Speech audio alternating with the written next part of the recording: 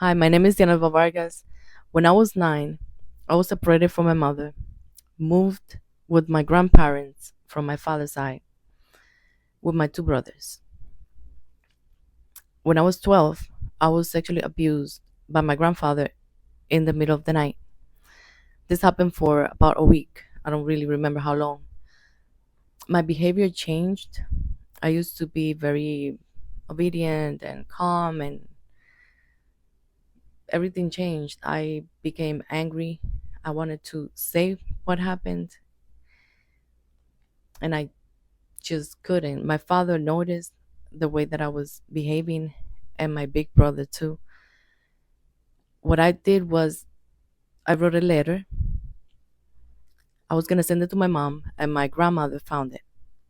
She told me not to say anything because I would create a tragedy in the family. So I kept the silence. And after 6 years, after seeing my mother again, I told her what happened. And she said the same thing. You will create, she said, I would create violence in the family. I was never asked the way I felt. And that was just devastating. I felt so lonely. I felt like the whole world just collapsed on my shoulder. Back when I was 14, I moved with my father and my stepmother. And this time my brothers they stayed with my grandparents. In the middle of the night, one night, a person entered my room, started touching, and when he was gonna perform a sexual act, I reacted. I asked, "Who is it?" He said, "Me." Immediately, he put his pants on and left. I heard like a door shouting. My father and my stepmother, they got up and they were looking at the scene of the robbery. I didn't say anything because I was silenced before. To me, it wasn't necessary to say anything. I I was psychologically disturbed, and I had my first suicidal thought at that time. I was already planning. My grandfather, he was a sergeant, so I was thinking of his gun. I was thinking of taking his gun and just killing myself or hang myself. And I had a divine intervention. The voice said, "Don't do it. You have two brothers, and if your mom passes away, who's going to take care of your brothers?" I listened. I kept going. And after I lived 13 years in silence, I never told my mom to this day. I'm 43. And my mom doesn't even know about that because every time I would say something to her like that, she was dismiss it. She doesn't want to hear it. I have accepted the fact that it is that way. So I wrote a letter 13 years later saying to my father, my grandfather, my stepmom, and my grandmother how I felt and what happened. My father called me saying he didn't do it. He called me crying, and somehow I didn't believe him because I in my mind I thought it was him because I figured, hey, his father did it.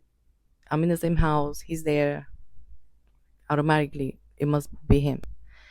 I I had to do a lot of healing, and for me to reconnect with my father again, I had to do a lot of work.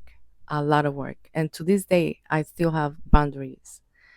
I love him, but I always have that gap in my head of, oh, what if?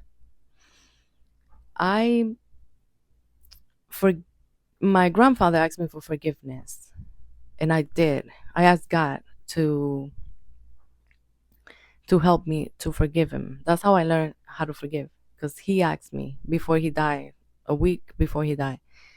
He asked me, I told him how I expressed to him how I was feeling, how that impacted my life in a negative way.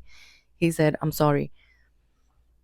And God helped me, taught me how to forgive.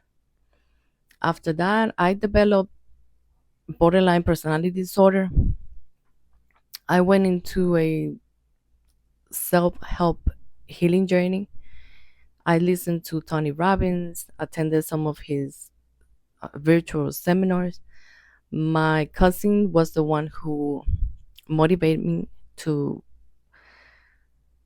take action in my well-being because he saw that I was not having my best life and I was feeling depressed, not my dreams were pushed to the side and I was doing more for others than for me. So I forgot myself. I forgot all about me and it was more about, my child. I became a mother, almost died in that process too. It was traumatic also. But motherhood taught me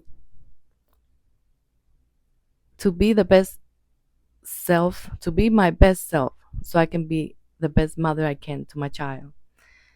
It was not easy. I was carrying, I was still carrying trauma, and I passed that trauma to him, something that I am not proud of. And I'm working on that. There's always some work to do.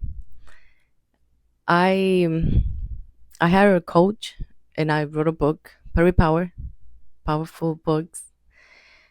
It was a game changer in my healing. He helped me to finalize the healing because I was thinking about that person or who the person is. I was obsessed to find out who the person was in that room. And he told me, "Oh, what about if you never know what the person who the person is?" I listened to that and that helped me to move on. The book is called From Hate to Love: A Path to Forgiveness, Spiritual Strength, and Self-Love After Sexual Trauma. And what can I say to the young ladies, to the young whoever had been through sexual abuse before?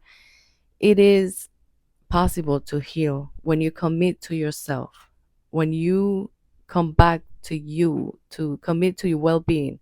Self-love is number one. My healing journey took me 7 years, and I'm still working on it. Now I'm getting ready to coach other women using spiritual art because spiritual art was introduced to me and it was a big part of my self-discovery and going back to my true self.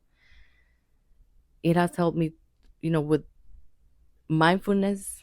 It's a beautiful practice, and I just got to say, keep going. Thank you so much for this platform that you have created, Jeremy or Jeremiah. I'm sorry if I'm pronouncing your name wrong. Thank you so much. God bless to all of those who are speaking up. And together we are more. God bless you.